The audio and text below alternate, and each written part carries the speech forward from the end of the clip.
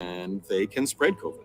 We're seeing both healthy children getting sick from the virus as well as children with underlying health conditions. They can easily bring the virus home to other people that are vulnerable and make them sick as well. This vaccine can change that and keep children safe. It's essential that your children get vaccinated to protect them, to protect your families, and to protect those in the community around you.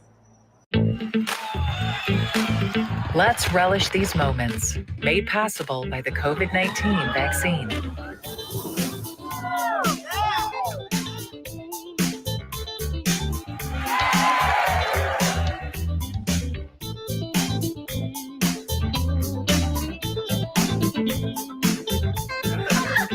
Keep the festivals going by keeping yourself protected and your COVID-19 vaccines up to date.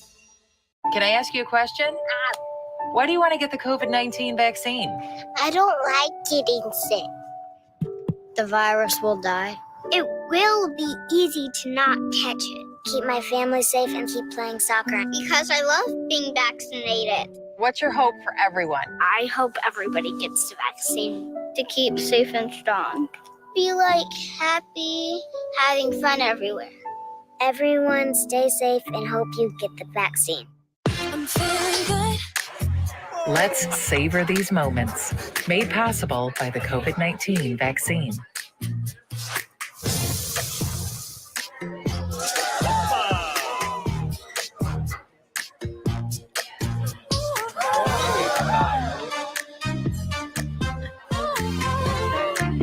Keep the dining out going by keeping yourself protected and your COVID-19 vaccines up to date.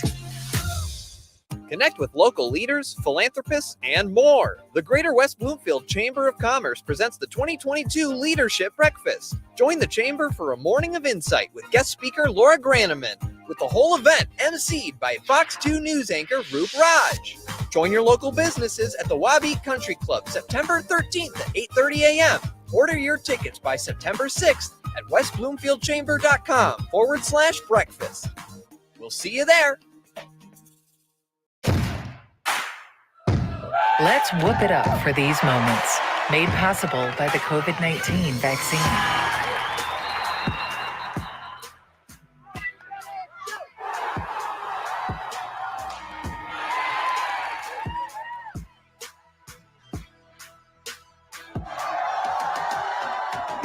Keep the cheering going by keeping yourself protected and your COVID-19 vaccines up to date. In the face of COVID-19, staying healthy is important. And now the same is true as we face the flu. Influenza has the potential to infect millions, putting lives and the healthcare system at risk. Fortunately, it's easy to protect yourself. The flu vaccine is safe and effective, and with COVID-19 still spreading, it's essential. To see how you can hit this virus head-on, visit michigan.gov/flu. Now that the vaccine is available for children 5 and up, why do you recommend it? Kids are part of the community and they can spread COVID. We're seeing both healthy children getting sick from the virus as well as children with underlying health conditions. They can easily bring the virus home to other people that are vulnerable and make them sick as well. This vaccine can change that and keep children safe. It's essential that your children get vaccinated to protect them, to protect your families, and to protect those in the community around you. Let's relish these moments, made possible by the COVID-19 vaccine.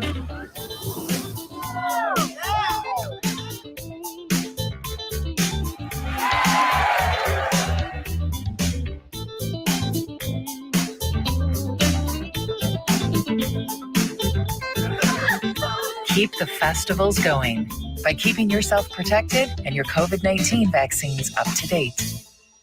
Can I ask you a question? Why do you want to get the COVID-19 vaccine? I don't like getting sick. The virus will die. It will be easy to not catch it. Keep my family safe and keep playing soccer. Because I love being vaccinated. What's your hope for everyone? I hope everybody gets the vaccine to keep safe and strong. Be happy, having fun everywhere. Everyone stay safe and hope you get the vaccine. You're listening to your radio homes for the Megacast 89.3 WBLD Orchard Lake and 88.1 WBFH Bloomfield Hills. Today's Megacast begins now.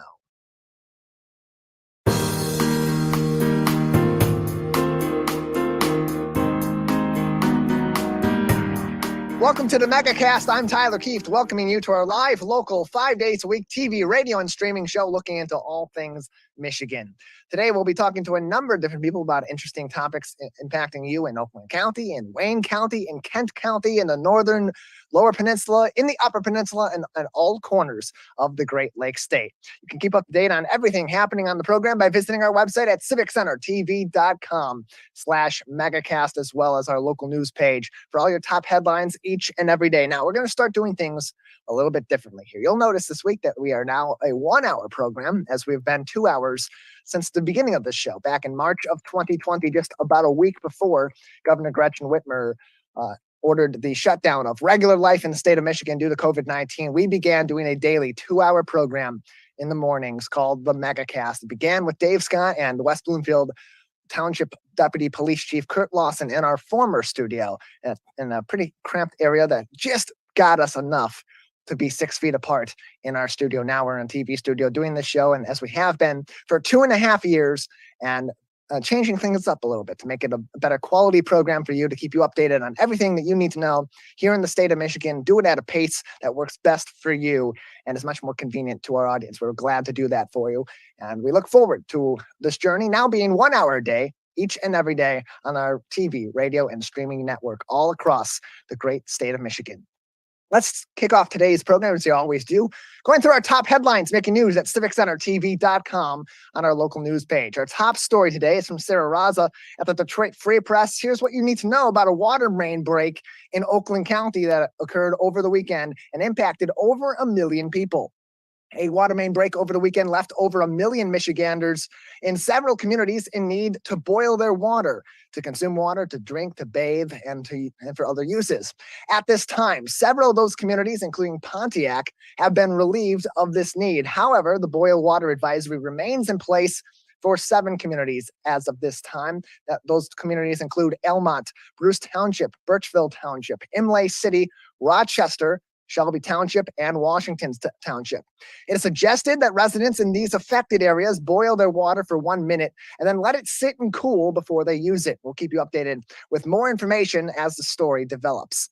Also making headlines on our local news page at civiccentertv.com from Sarah Rahal at the Detroit News. A wildfire over the weekend on Isle Royale has closed campgrounds on the acclaimed tourist site after fire began in the 3-mile campground on Saturday. The 11-acre spanning wildfire was initially estimated to be just 5 acres in total and grew to up to that 11-acre span it's currently at by Sunday, just over the course of a day. In total, the entire park spans 132,018 acres. The following trails at this time remain closed until cleared by Park Service for safety purposes. Mount Ojibwe Trail, Lane Cove Trail, and Campground are also closed. Of course, as we mentioned, the 3-mile campground and dock are closed. That's where the fire was estimated to have begun. Greenstone Ridge Trail from the Daisy Farm Trail Junction east to the Tobin Duncan Portage Trail Junction are closed, as well as Rock Harbor Trail between Daisy Farm Campground and Rock Harbor. Additionally, Mount Franklin, Tobin Harbor, Susie's Cave trails are all closed as well at this time. You can help with the response as well as the investigation into these wildfires by calling or texting the tip line at 888-653-0009. Again, that calling and texting line for tips leading into either helping the investigation or helping report more information as this wildfire continues on Isle Royale. 888-653-0009. You can also go to the National Park Service website at go.nps.gov/submit-a-tip. go.nps.gov/submit-a-tip or email nps_isb@nps.gov, and all that information on how you can get in contact with the National Park Service and submit any tips or other information that you may have that will help them A, address this issue, and B, investigate this wildfire on Isle Royale. You can find in this article from Sarah Rahal on the Detroit News on our website, civiccentertv.com. www.mlive.com/local-news. Additionally, making headlines on our local news page from MLive's John Tunison. Truly a mammoth of a story, as mastodon bones were located over the weekend around 22 Mile Road in Kent County. A crew was scheduled to install a culvert when they encountered the large bone, initially believed to belong to a dinosaur. At this time, the culvert replacement project is suspended pending the archaeological dig for potentially more prehistoric bones. The bones will likely be donated to the Grand Rapids Public Museum. Finally, making headlines on CivicCenterTV.com from Bridge, Michigan's Paula Gardner. Changes at rural airports have residents concerned that their airline trips may be significantly more costly of an investment. 5 of Michigan's smallest airports learned recently that SkyWest, a regional carrier that serves Delta Airlines, plans to axe direct flights from these airports come September. That means longer drives, commuting to other commuter flight airports such as Flint or others, and an even costlier flying experience for those flying usually at Valpina, Sault Ste. Marie, Escanaba, Iron Mountain, and Pellston. SkyWest is blaming these changes on a pilot shortage, and local airport officials expressed disappointment as many of these flights were regularly well populated. You can read that full article with even more news and information on this issue and more information on why this is going to be such a costly and very highly effective issue, particularly in these smaller airport regions for these residents just trying to get from point A to point B, just trying to get to the Detroit Metro Airport or other major metropolitan airports to get where they need to go from their local community airport, by reading this article from Paula Gardner at Bridge, Michigan on our website, CivicCenterTV.com, on our local news page. While you're there, click through to all these articles, read them in full, read their supporting materials, as well as other articles from these journalistic outlets. And if you have the means to do so, as always, we encourage you to subscribe to these publications and support journalism in your local area. We have a great program ahead on this Monday edition of the Megacast. Stay tuned. When we come back, we'll be streaming while we also talk about streams. This is the Megacast. Connect with local leaders, philanthropists, and more. The Greater West Bloomfield Chamber of Commerce presents the 2022 Leadership Breakfast. Join the Chamber for a morning of insight with guest speaker Laura Graneman, with the whole event emceed by Fox 2 News anchor Roop Raj. Join your local businesses at the Wabeat Country Club September 13th at 8:30 a.m. Order your tickets by September 6th at westbloomfieldchamber.com/breakfast. We'll see you there. Let's whoop it up for these moments, made possible by the COVID-19 vaccine.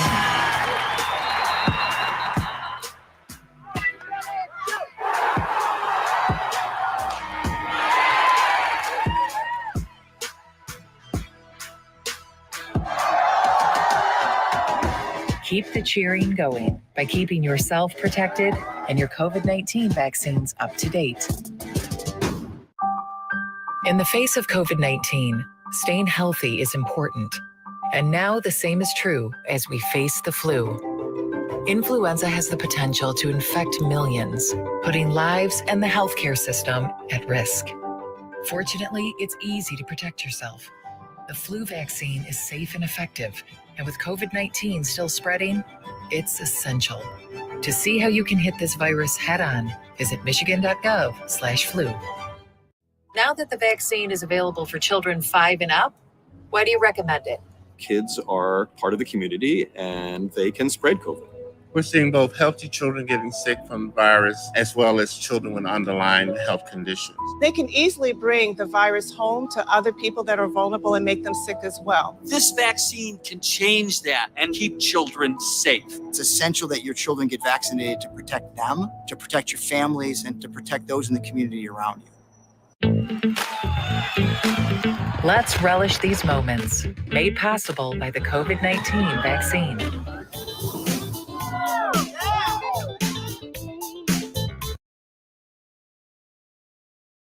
Can I ask you a question? Why do you want to get the COVID-19 vaccine? I don't like getting sick. The virus will die. It will be easy to not catch it. Keep my family safe and keep playing soccer. Because I love being vaccinated. What's your hope for everyone? I hope everybody gets the vaccine to keep safe and strong. Be happy, having fun everywhere. Everyone stay safe and hope you get the vaccine.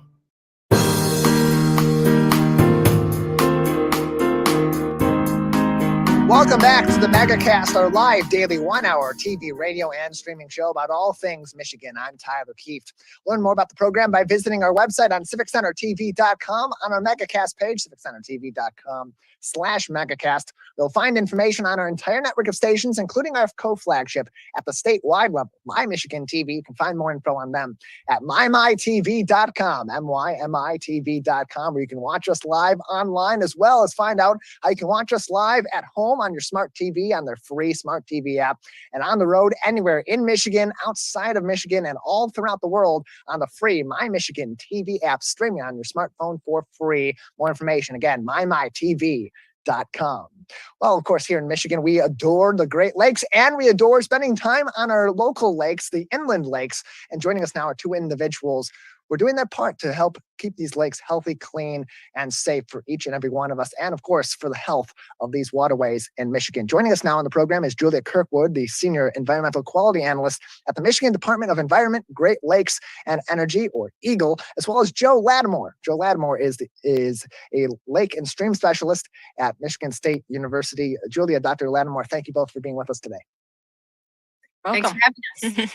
Appreciate having you on. So both of you are members of the Michigan Inland Lakes Partnership. I'll start with you, Dr. Lattimore. Can you tell us a little bit about the Michigan Inland Lakes Partnership and what your organization does to protect and inform the communities about the inland lakes? Sure, thanks. We're happy to share about the Michigan Inland Lakes Partnership. This is a group that kind of runs under the radar, but it's a partnership involving a lot of organizations your viewers probably know and are aware of, like Michigan State University, where I'm from, the Department of Environment, Great Lakes, and Energy, where Julia comes from, also the Michigan Department of Natural Resources, and about a dozen other partner organizations that all have a share in protecting Michigan's inland lakes. And so we do a lot of different programs together. It's a great opportunity for us all to, listen to one another and meet up and talk about what our shared priorities are for protecting Michigan's lakes. And we've been doing this for what's pushing up to about 20 years now. So what we do in our communities affects our inland lakes and the overall health of those lakes, which of course affects different biomes and different habitats in those lakes as well. And that has far-reaching environmental impacts right here in our local communities. So Julia, and we've had some issues recently with some environmental issues that have affected some of our waterways. We won't get into the specifics of that as it's an ongoing investigation.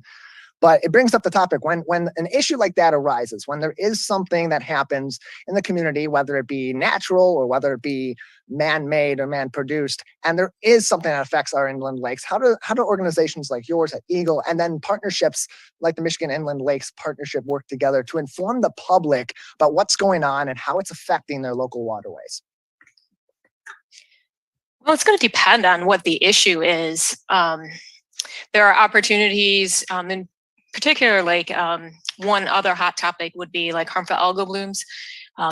People can call the district offices and ask, to talk to someone about what's happening with their lakes. There are potential monitoring opportunities as well. And really getting at, it's really important that people are engaged initially to know that something maybe is changing, something isn't natural. That can include like long-term monitoring, being engaged in their lake associations or their watershed associations in order to stay in tune with things. So that's, the pre-stuff to really understand that.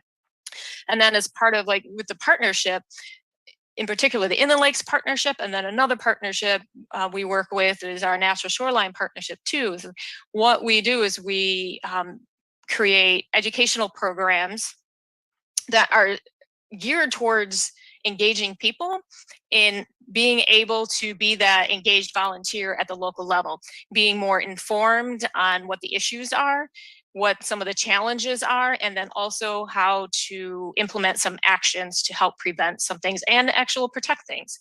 And that is one of the goals of our Inland Lake Convention that we started in 2016 now. I think it goes every other year, and that convention focuses on a variety of different topics. It's scheduled for September 14th through 16th of 2022. And it's a variety of topics, and that is also geared towards general public, lake association, practitioners, as well as professionals. There's even technical topics and topics that help people engage at the local level too.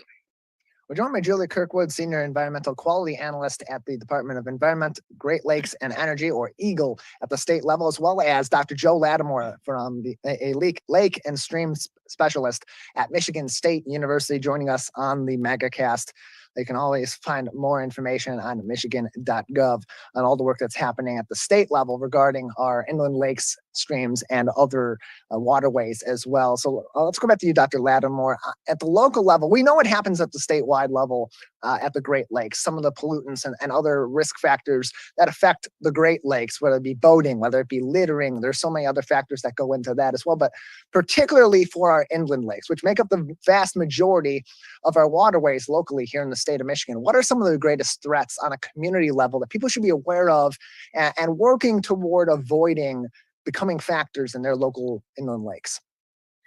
Well, you know, one of the areas that I work in a great deal is that of aquatic invasive species. And I'm sure, you know, all of your viewers are aware of some of the big ones like zebra mussels that we know have moved into a lot of our inland lakes. And that's something that each and every one of us that lives near or recreates on an inland lake can take part in helping protect our lakes from. And the steps that you need to take are really pretty easy. You know, one of the easiest ways for a non-native invasive species to make its way into our lakes and cause damage is by hitchhiking and catching a ride on our boats and our trailers and our other gear that we bring when we come out to enjoy our lakes, whether it's fishing or swimming and so forth. And so we like to remind folks to always clean your gear, drain any water that might be contained in it, like if you have a bait bucket or a live well on your boat, and then let your gear dry out sun for a while, because that's really going to help remove or kill any zebra mussels or invasive plants or other, you know, critters that don't belong in our lakes from making their way in and then from hopping their way from one lake to another as we travel from one lake to another. So that's one of the big issues that we want to make sure people help out with, because it's pretty easy. You just have to remember to do it.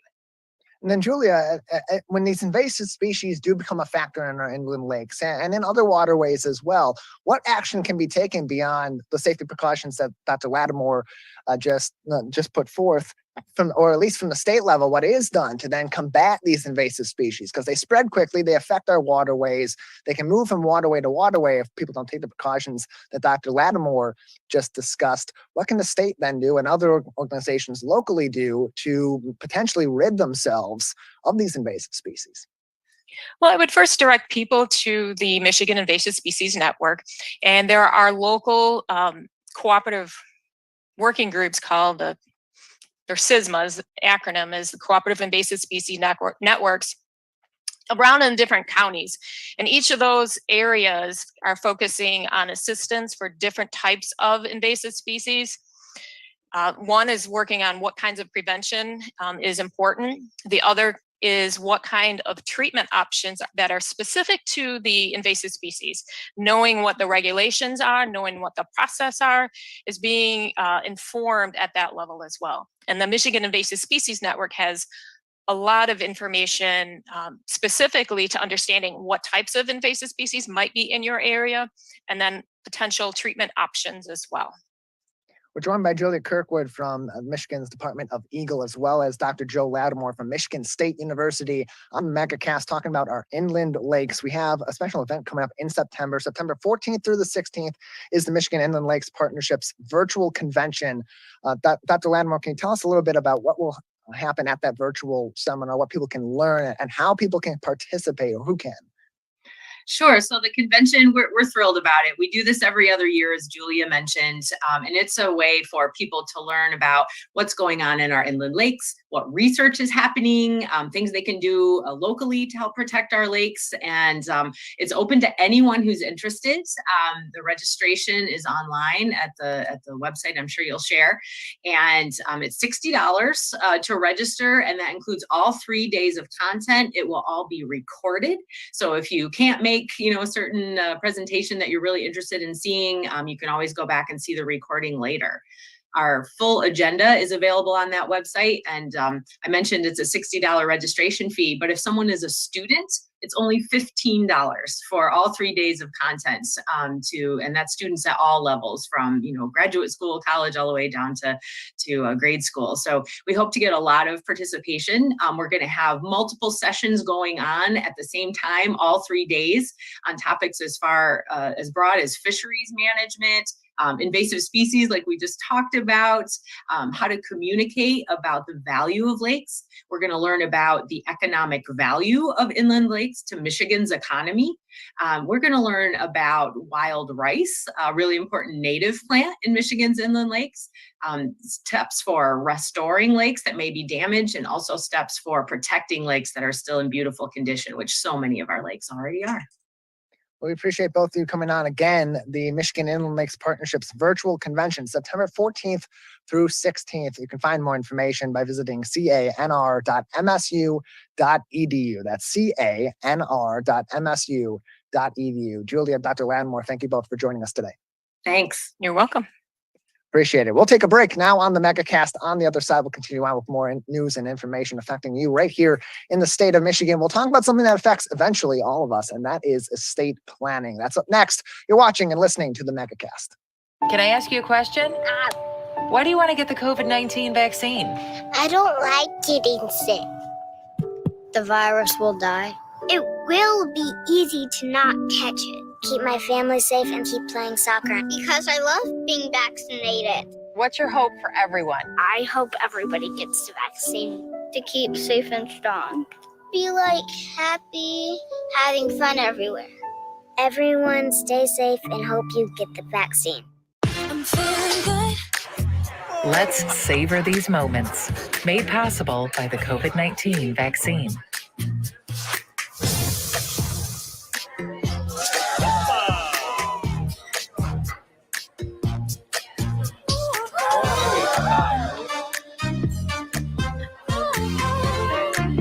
Keep the dining out going by keeping yourself protected and your COVID-19 vaccines up to date. Connect with local leaders, philanthropists, and more. The Greater West Bloomfield Chamber of Commerce presents the 2022 Leadership Breakfast. Join the Chamber for a morning of insight with guest speaker Laura Graneman, with the whole event emceed by Fox 2 News anchor Roop Raj. Join your local businesses at the Wabeat Country Club September 13th at 8:30 a.m. Order your tickets by September 6th at westbloomfieldchamber.com/breakfast. We'll see you there. Let's whoop it up for these moments. Made possible by the COVID-19 vaccine.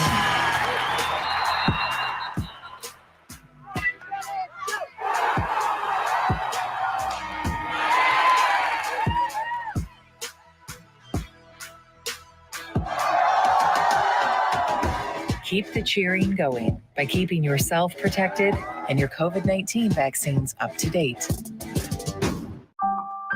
In the face of COVID-19, staying healthy is important. And now the same is true as we face the flu. Influenza has the potential to infect millions, putting lives and the healthcare system at risk. Fortunately, it's easy to protect yourself. The flu vaccine is safe and effective, and with COVID-19 still spreading, it's essential. To see how you can hit this virus head on, visit michigan.gov/flu.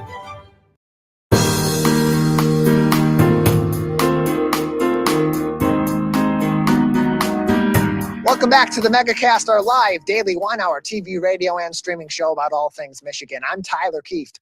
Learn more about the program by visiting civiccentertv.com/megacast, where you'll find information on our vast network of TV, radio, and web outlets joining us from all across the Great Lakes state.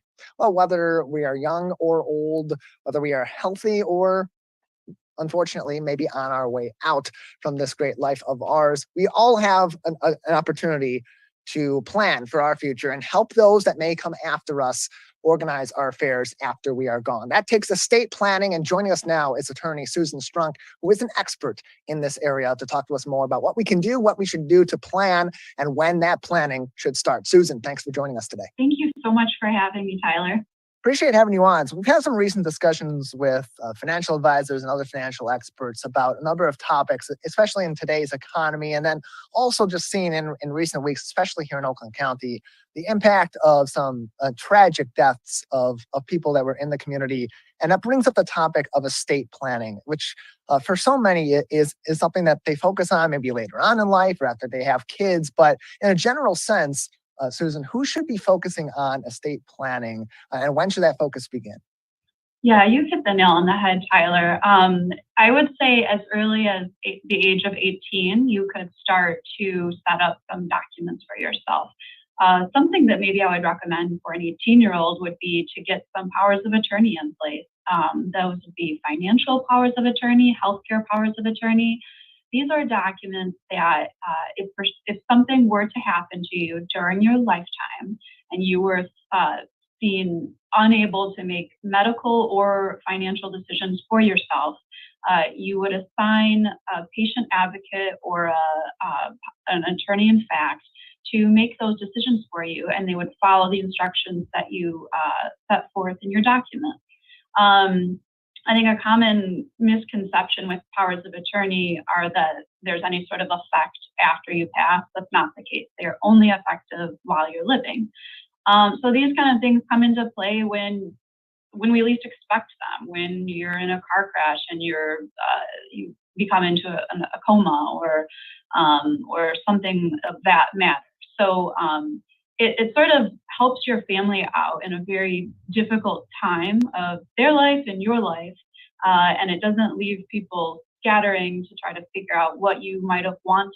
A lot of clients say, pull the plug, not pull the plug. We put it in much more precise terms, but those are sort of the types of decisions that you make long before that moment of need happens.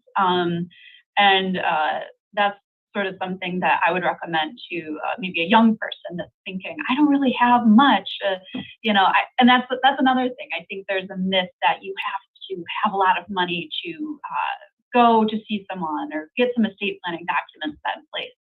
It's not the case. When you pass, you can't take it with you when you go.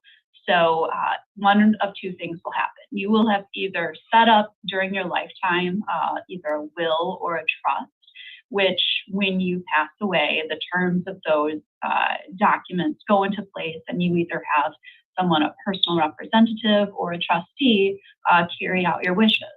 If you haven't prepared those documents, your things are subject to the law of intestate succession.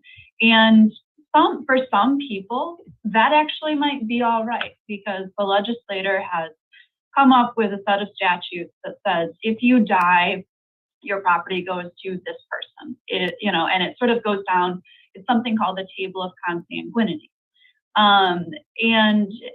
But in today's modern world, where we are maybe getting further and further away from it making sense for your house and your money and your stocks to go to a next of kin, that's also another reason why it makes sense to get a plan. Are you not married? Maybe it makes sense to be in a domestic relationship, or maybe it's a blended family. We're seeing that a lot with older individuals as they near end of life. And I would just really recommend people of blended families to have their documents set forth.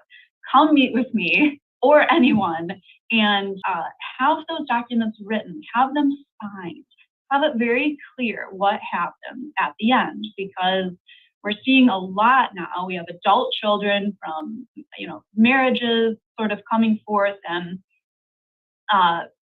sort of the oldest flaw in the book as far as greed. And it also stems from very, complicated familial issues that sometimes come out decades and decades later. Mom left me out, or something, and sort of, you see this rogue child maybe wreak havoc on the estate or really cause people a lot of despair. And also sort of speaking in another way of who should have the estate plan, people with young children. If you pass, who determines who your legal guardian is? A judge. A judge will decide that, unless you have set forth in a will who you want to be the legal guardian of your children. That's also another reason people with minor children sometimes are interested in a revocable living trust. And perhaps we could talk about trusts on another time, that we could maybe talk about the ins and outs of trusts. But one of the really good things about trusts are, say you have a 5-year-old. Well, if something were to happen to you, the money set aside for that 5-year-old would be under the custodian of whoever you set forth in a will or something in that matter. But when they turn 18, if you only had a will, that money hits their hand. I would say 99.9% of my clients are not comfortable with that. And especially considering the fact that if that's happening, the reality may be that 18-year-old has lost both parents. So we're not sure what sort of path the child might go down out of despair, or they might, all sorts of things can happen. And we sort of, when we're doing estate planning, we're planning for those unknowns. So we're planning for the worst case scenario. But with a trust, you can dictate what age the child would receive money. For example, when they're 18, maybe they get 20% of the money that you have set aside. When they're 25, they get half. And when they're 30, they would get 100%. Those are some common distribution ages. So that's really a great benefit of having a trust. And then, a problem with a trust, a lot of times people don't fund it. It is a little more legwork. Properly retitling certain assets into the trust. The trust is a big, maybe, a pot or a pitcher of water. And if you just leave it empty, you just have this great vessel with none of your assets in it. It's useless. So my clients, we don't have that issue, because I really do help and make sure that all of their assets are properly funded into that trust. But I can't know if they will die with the $1 million lottery ticket in their hands. That's always the joke that we use is, sometimes things get left out. And in that case, if there was something left out of a trust, you're going to be, your estate will be subject to probate. And I'm approaching again another topic that could be easily another 15-minute session, but and going into probate is not the worst thing. Basically, it's a judge overseeing the distribution of your estate, and it can be as formal or informal as the beneficiaries and the personal representatives see fit. You could have celebrities you hear that go through probate court, but you can also have a single widow that just had a home that she had not put into a trust, or she didn't transfer via a deed or something of that matter. So we're seeing all sorts of estates that can be in probate. And, there are a couple benefits of probate. Some of them there's sort of a finite start and end date. So if there are some creditors, there's a bunch of procedures that occur, and once those procedures and once certain deadlines are met, creditors are barred from making further claims of the estate. So it does give people peace of mind. So maybe for larger estates, and if there's a lot of unknown creditors or known creditors, it sort of does give beneficiaries and personal representatives that peace of mind. But some of the negatives are it takes many months. There's statutory requirement of how long the probate has to be open. There are many documents that need to be filled out. There's just a lot of more paperwork involved, where I would say 9 times out of 10, the costs incurred and the extra year of having to work with an attorney or try to do it yourself is not worth the cost that you, as as you're sort of looking at your estate, if you just make those decisions now, do that planning now, and have a system set in place, it's a lot more effective. So, Susan, where should somebody start as they're preparing to go through the process of writing a will or of crafting a will with an attorney or a counselor? What should they have prepared? What are some key points that they should be preparing before they start that conversation or as they are preparing and writing their will, even if it's something like Michigan's statutory will? Right. Michigan statutory will. I'm really glad you brought that up. That is a free option for someone if the cost is prohibitive, where you can accomplish those goals of deciding who you want for your guardian. Some of the choices that you need to be thinking about is who are you going to task with administering your estate when you pass. Traditionally, if you have a spouse, they're usually the first choice. Oftentimes we see siblings or children that are adults would be choices, cousins, stuff like that. And I think that that discussion needs to happen before you draft your will. I think you need to check in with that person and ask them if they think at this time that they would be up to that task when and if it occurs. And you have to have a few backups in mind if someone's unwilling or unable to act. And usually I suggest clients have at least about 3 people in mind for that role. And then, of course, the obvious, I suppose, of who's going to get the money, who's going to get the engagement ring, who's going to get the car, who's going to get the home, all of those sorts of things. And typically when you meet with an attorney, they will probably have some sort of questionnaire that they have drafted. And I find it effective to have clients fill out the questionnaire, and then we come and we have the discussion and we go over the answers. And then at that point is when I can really tailor my advice and say, I'm not sure about this person's age or, this person's financial acumen. And maybe I would select different individuals, or maybe I would select different distribution tables. That's sort of where we have that discussion of what you want versus what I would recommend, and we can come out with an excellent plan that is ironclad. A little bit of work now, a little bit of stress maybe now can do a lot of wonders for those that may be dealing with your finances, your assets, and what happens with your life after your life later on. So, Susan, we appreciate your time. Anything else that would be important for our audience to consider in regards to estate planning today before we let you go? I would just mention really quick that I have been using ladybird deeds a lot for individuals where maybe their home is their largest asset. And some of the benefits of that are if, for example, you would like to leave your home to a child, an adult child, you can draft something. It's called an enhanced life estate deed. And Michigan and Florida are the only states that allow for these types of deeds. You can draft a deed that says, it gives you so much control over your property, unlike a typical quitclaim deed or a warranty deed, where if I draft that deed and I put my child on it, they become the part owner of my property as soon as I go and record it. So that is a problem as far as you don't know if your children will have a creditor in the future. And then when you want to go sell that property, let's say you and your child have a disagreement at some point, they have to sign the deed to allow you to sell your property. And most people are not comfortable with that. So the ladybird deed is something that says you have all of this control while you're living.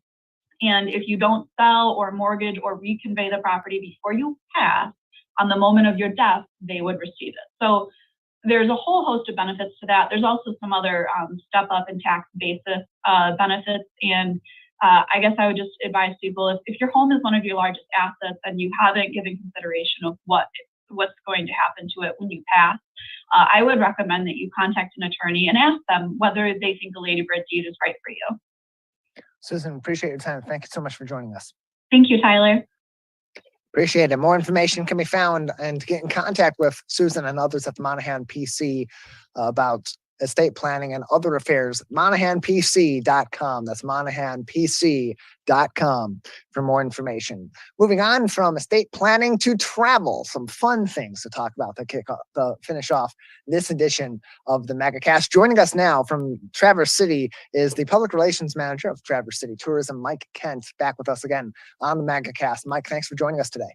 Hey, it's always my pleasure. Good to talk to you. Good to talk to you as well. So we're in an interesting time of the year where we're getting a little bit cooler, a little less humid, but still nice, sunny, and warm here in the state of Michigan. That means it still is a great time to go to Traverse City and spend some time there in a great city and have a lot of fun. What can people do at this time of the year as we're heading into the end of the summer? We're in the dog days of summer and heading into fall in Traverse City. Yeah, still a lot of summer left. This really is my favorite time of the year. The weather, as you mentioned, is glorious. I know I had a call from my brother over the weekend in California, and he was hitting at 100, and we were sitting, in the lower 70s, and just felt refreshing and wonderful outside. A lot of people at the beaches and going swimming and that type of thing. So everything that is summer is out there, but yet there is more. I mean, yes, we are getting into a change of season. We are in. A big thing that's been happening here in the last few years really has been agritourism, with people giving their attention to what goes on in the preparation of their food. So whether it's going on tours of cherry farms or whatever, well, now we start seeing the fruits of their labor. So we start seeing a lot of farmers markets, and I know you've got them in the Detroit area too. But they pop up all over the place, whether it's in Traverse City on both Wednesdays and Saturdays, or, we've got them in Benzonia, we've got them in Leelanau County. And you see just the freshness of the fruits and vegetables. And I know my wife absolutely loves it. She makes, jam out of everything, whether it's, cherries or blueberries or strawberries. She went out with our grandson picking strawberries and made preserves out of that, and it's wonderful. So there is a freshness that is here. And yes, quite frankly, this time of year and going into September, there's a lot of sunshine, there's a lot of perfect weather. And we saw that over the weekend. I was at a wedding over the weekend, and oh my goodness, I saw this glorious sunset. And it was right next to a harbor. So you had all these boats beautifully lit up. A lot going on, so with everything outdoors. But then we also have some events coming up too. We've got Ironman that's taking place on September 11th over in Frankfurt. Second time it's going to be in the Frankfurt area, and it was a huge success and huge draw last year. It had been held in Traverse City for a number of years, and the first time we moved it to Frankfurt, and it was so well received by the community, the locals, and the visitors alike, who just had an absolute blast with, it's essentially a triathlon, and huge crowds that turned out for that. So a lot of special events that are going on. A lot of our wineries, for example, are having wine tasting with meals and pairings with local fresh food. You have got restaurants up here that are farm to table, like Farm Club. I think we've talked about that before, if I recall correctly. And, it's fresh when you can see the vegetables growing right out, literally past the table that you're at. You can see that. So this is a fun time of year. This is, some people can't make it because they're getting ready to take their kids to school or getting ready for back to school. But boy, those who can travel up here, whether it's on the weekend or especially during the week, this really is a glorious time of year. It is. It's a great place to go for a little bit of everything. You have so many different areas of interest that can be covered in Traverse City all throughout different times of the year. And you mentioned just even in neighboring areas, you have so many different things that you can do in the Traverse City area and in the city proper in the summer and beyond. One of the favorites as you head into more of the fall side of the year, we're just 2 weeks away at this point from Labor Day, when, of course, there's the annual Mackinac Bridge Labor Day Walk. It's coming up very shortly. How is the anticipation for that going at this time, and the planning and finishing of that, and getting ready in Traverse City to participate in one of these great Northern Michigan traditions? It's interesting that you bring that up. That's really outside of our area, but it's really not. When the people come from the Detroit area, they think of up north. They think of Traverse City as up north. So that's all inclusive of everything. And Petoskey and Charlevoix, and so, we collaborate with them. We collaborate with Mackinac Island, that type of thing. So there will be a lot of people that'll come to Traverse City and take the hour and a half drive up to the bridge and do the bridge walk. And they've had to make changes over the last couple of years, in part because of security and in part because of COVID. But it's great to see them back, and it's great to see the people that come up to northern Michigan. And I know I've done that walk a number of times with my family. It's just a lot of fun. How often do you get to walk on the Mackinac Bridge when it's closed to pedestrian traffic every other day of the year? And so it's unique to be able to stand on the bridge and look down on the grate and see hundreds of feet below you the Straits of Mackinac, and then you look above you and you see the north and the south towers. The kids absolutely love it. And I know they've had some changes on direction. You want to make you don't want to show up at the last minute. You want to make sure you get either to St. Ignace or Mackinac City well in advance of when you plan to cross. And they do have set times where if you haven't started your cross across the Mackinac Bridge, then you're not going to be allowed to go. So it requires a little bit of planning, well worth it, especially a wonderful family event. And yes, we do get people that stop here in Traverse City, either going up there or coming down.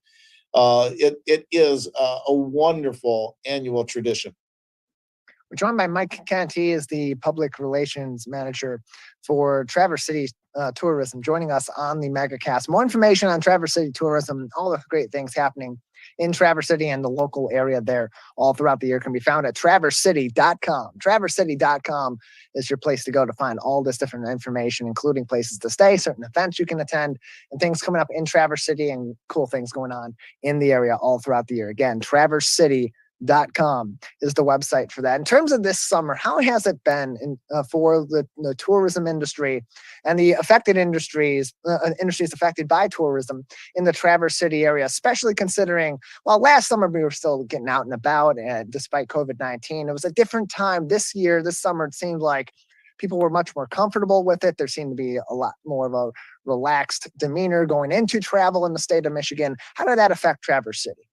There's a lot of enthusiasm with travel. We have talked, I think, last time about the pent-up demand. And we've been watching the numbers pretty closely.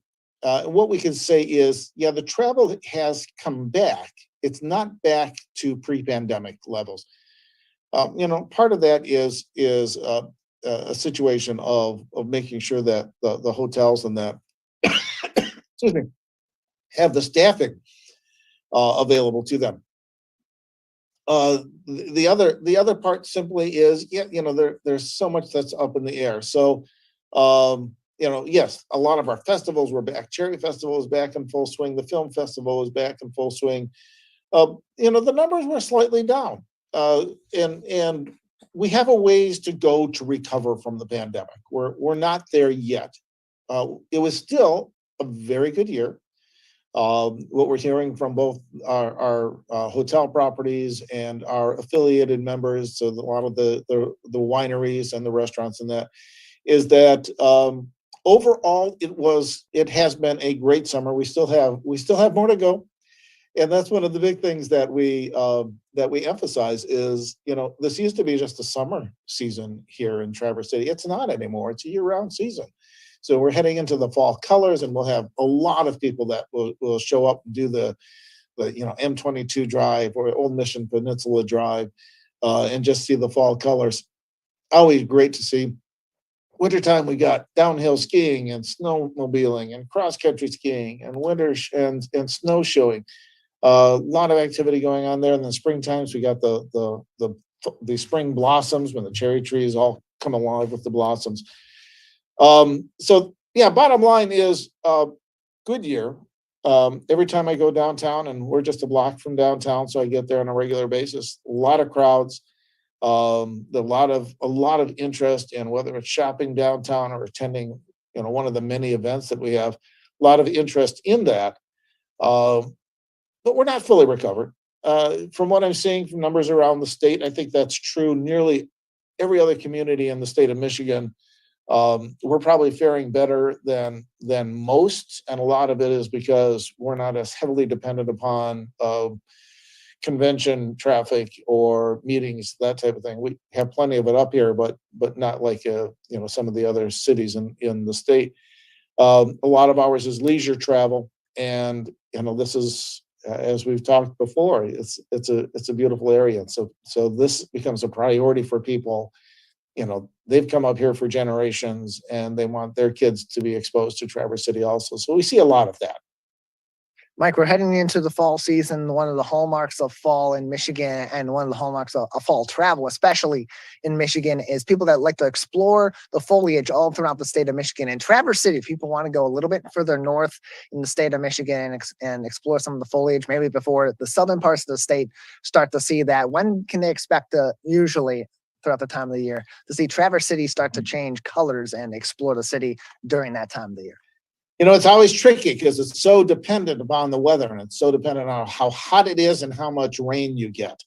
I can tell you that just driving around northern Michigan, and I drove between here and the Petoskey area over the weekend, and you can already start to see a little tinge of color on the trees. So it's happening now, and that's not unusual. Mid-August, you start seeing those tinges. When we see it in full bore, usually the end of September, the beginning of October. Again, it's so dependent on the weather. And you already talked about the website. We keep track of the fall colors and the spring blossoms. So traversity.com is a good place to see how things are changing and when is a good time to head on up here.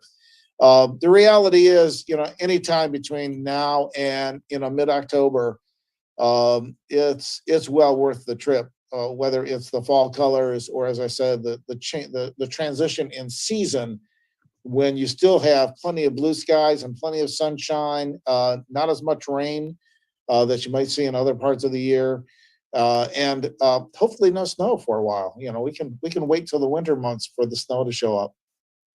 We're joined by Mike Kent, the Public Relations Manager for Traverse City Tourism, joining us on the Megacast. More information on everything happening in Traverse City can be found at traversity.com. traversity.com for more information. Mike, just another couple minutes with you before we'll say goodbye today. Anything else that people should be keeping an eye out for, or maybe mark their calendars for coming up in Traverse City? Well, let's talk about some of the events. I got my handy dandy little cheat sheet here, if you don't mind me making reference to that. Okay, a couple of things. I know last time we talked about the new Boardman Loop Trail. Trail that goes around the lake that's in Traverse City. They're having a ribbon cutting on that on the 19th. So that's just in a couple of days. You've got in Frankfurt, you've got the collector car show on the 20th of this month. Polka Fest. Yeah, Polka Fest. You got to love it. I'm part Polish, so I get it. Yes. That's in Cedar on the 25th. We already talked about Ironman. That's on September 11th. And you know what? And I think we talked about this a little bit before, but we talked about being able to take the chairlift up at Crystal Mountain and take down 6 different bike rides. Well, when we start getting into the colors, they also have that chairlift to be able to go up to the top of the mountain and see the fall colors. And it's really a unique perspective because you see this long, vast array of colors in front of you, and it's a really fun thing to do. And then just quickly, I want to mention that September 28th is Pride Week in the Traverse City area. And that's an event that, oh my goodness, when they first started like a Pride March, there would be like a couple hundred people that showed up for it. Last time, now that was pre-pandemic, I think they had 6,000 people in the Pride March. So a lot of activities that are surrounding that too. So the week of September 28th is when that's going on. A lot of activities going on. We're not done with summer yet. And this transition into fall, just gorgeous area to come to the Traverse City area. It's always a good time up in Traverse City. Mike, appreciate your time. Thanks. Oh, my pleasure. TraverseCity.com for more information. That's TraverseCity.com to find more info. That is going to do it for this edition of the Megacast. Wow, that hour flies by really quick when it's the only hour of the show. That's our new format, 1 hour every day, Monday through Friday, 10 a.m. until 11 a.m. Throughout our network, you can keep up to date on everything that we're doing and our partners in doing this program by visiting civiccentertv.com/megacast, where you'll find all of our full programs and each interview on demand as well. While you're on our website at civiccentertv.com, head over to our local news page to keep up to date on everything making headlines in the Great Lakes state, as well as up-to-date info on COVID-19 from the Michigan Department of Health and Human Services, at the state level, at the federal level from the CDC, and at the local level in Oakland County from the Oakland County Health Division. That does it for today's edition of the Megacast. We'll return tomorrow with a new episode.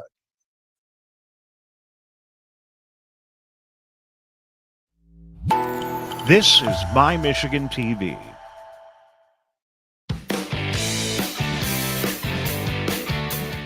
Ladies and gentlemen, we are live.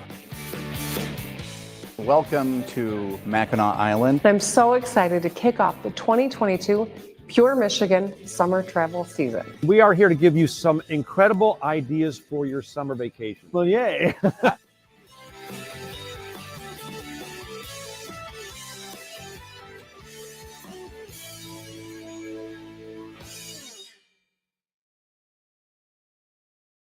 This is My Michigan TV, a unique news streaming television network.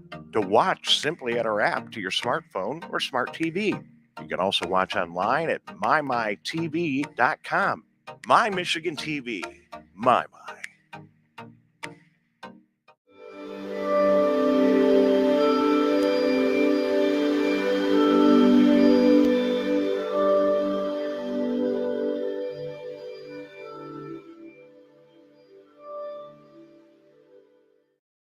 You're listening to your radio homes for the Megacast, 89.3 WBLD Orchard Lake and 88.1 WBFH Bloomfield Hills. Today's Megacast begins now.